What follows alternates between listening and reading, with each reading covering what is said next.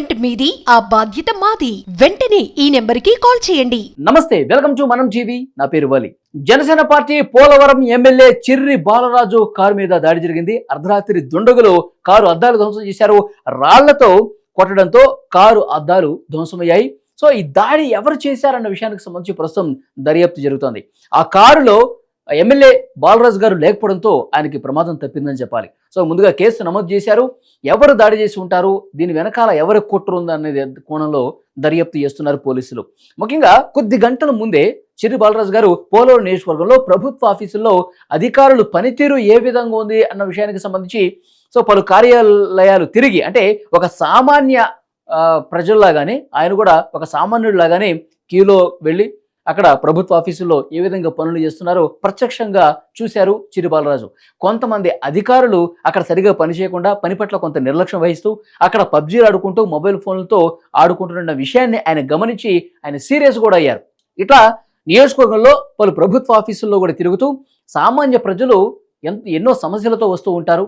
ప్రభుత్వ అధికారులు మీరు సక్రమంగా పనిచేసి ఆ సామాన్యులు ఎవరైతే ఇబ్బందులు పడుతూ ఉన్నారో, సమస్యలతో వస్తున్నారో, ఆ సమస్యల నుంచి వాళ్ళని గట్టెక్కించే ప్రయత్నం అధికారులు తమ వంతు కృషి చేయాలి. ఎందుకంటే ఉద్యోగులు ఈ విధంగా పబ్జీలు ఆడుకుంటూనో లేకపోతే కాలక్షేపం చేస్తే ప్రజల సమస్యలు ఎవరు తీరుస్తారు? ఇక నేరుగా ఎమ్మెల్యేకే మొరపెట్టుకునే పరిస్థితి ఉంటుంది.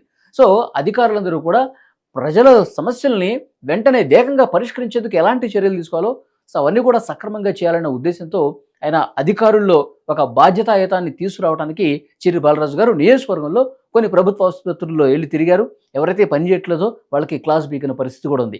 సో ఇది జరుగుతున్నటువంటి ఈ క్రమంలో అర్ధరాత్రి సమయంలో దాడి జరగడంతో దీని వెనకాల ఎవరైనా కక్షగట్టి ఈ విధంగా చిర్రి బాలరాజు కొంతమంది అధికారుల మీద సీరియస్ అయ్యారు కాబట్టి ఏదన్నా ప్రతీకారం తీర్చుకుందామని చెప్పి ఇట్లా చేశారా అంటే చిర్రి బాలరాజు గారు దీని మీద కూడా స్పందించారు. సో అధికారులు ఎవరు అలా చేయరు. సో ఇది వాళ్ళ తప్పిదం ఏం కాదు. ఇది ఎవరో దుండగులు దారిలో వెళ్తుంటే మార్గ మధ్యలో రాళ్ళు వేసి కొట్టారు. అందులో అది ఎమ్మెల్యే కారు అని చెప్పి దాడి చేశారని కూడా అనుకోలేం. సో మార్గ మధ్యలో ఎవరో ఉంటారు కదా దోపిడీ దొంగలు, అలా ఏమైనా జరుగుండొచ్చు అన్న ఒక అనుమానం అయితే వ్యక్తం చేసిన పరిస్థితి కనిపిస్తుంది. ఏదేమైనప్పటికీ జనసేన ఎమ్మెల్యే చిర్రి బాలరాజు మీద దాడి జరగటం అనేది, ఆయన కారు మీద దాడి జరగటం అనేది ప్రస్తుతం చర్చనీయాంశమైంది. దీని వెనకాల కొంతమంది విమర్శలు కూడా చేస్తున్నారు పొలిటికల్గా.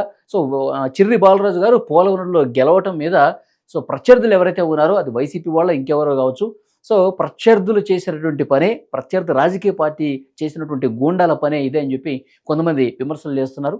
సో ఏదేమైనప్పటికీ ఎవరు చేశారన్న విషయానికి సంబంధించి పోలీసులు అయితే దర్యాప్తు స్టార్ట్ చేశారు కాబట్టి అసలు వాస్తవాలు త్వరలోనే బయటకు వచ్చే అవకాశం కనిపిస్తోంది.